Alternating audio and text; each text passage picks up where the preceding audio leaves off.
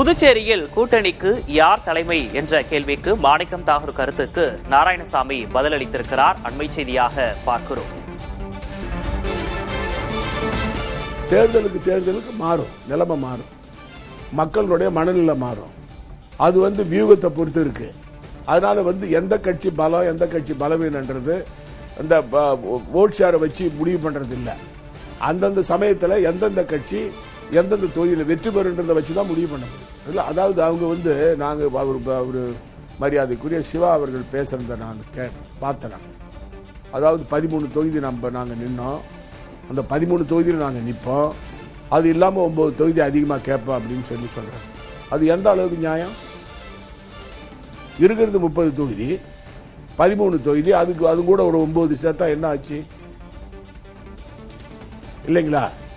அப்ப மற்ற காங்கிரஸ் கட்சி, கம்யூனிஸ்ட் கட்சி, விடுதலை சிறுத்தை கட்சி, மறுமலர்ச்சி திராவிட முன்னேற்ற கழகம், மார்க்சிஸ்ட் கம்யூனிஸ்ட் கட்சி, முஸ்லீம் லீக், அதெல்லாம் எத்தனை தொகுதியில் நிற்கிறது? இதெல்லாம் பிராக்டிக்கல் கிடையாது. பேசும்போது அவங்க கட்சி தொண்டரை ஊக்குவிக்க அவர் எது பண்ணாலும் பேசலாம், கை தட்டுவாங்க. அதாவது இது அவங்க திமுக எந்த நிலை எடுத்தாலும் சரி, அவங்க தலைமை சொல்றது அவங்க கட்டுப்பட்டு தான் ஆகும்.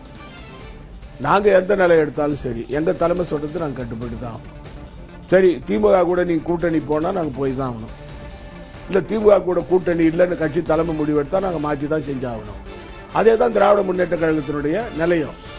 அதனால கட்சி தலைமை எடுக்கிறதா முடிவு தான் இறுதியை தவிர, இடையில கட்சி தொண்டர்களை ஊக்குவிக்கிறதுக்காக நாங்க பேசுறது அவங்க பேசுறதுலாம் ஒரு காரணமா நம்ம எடுத்துக்க முடியாது.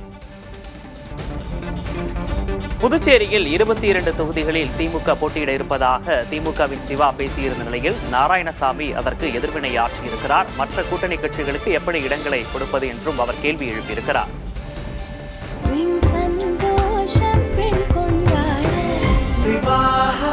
மணப்பெண்ணின் பிரத்யேகமான திருமணம் விவாஹா தி சென்னை சில்க்ஸ்.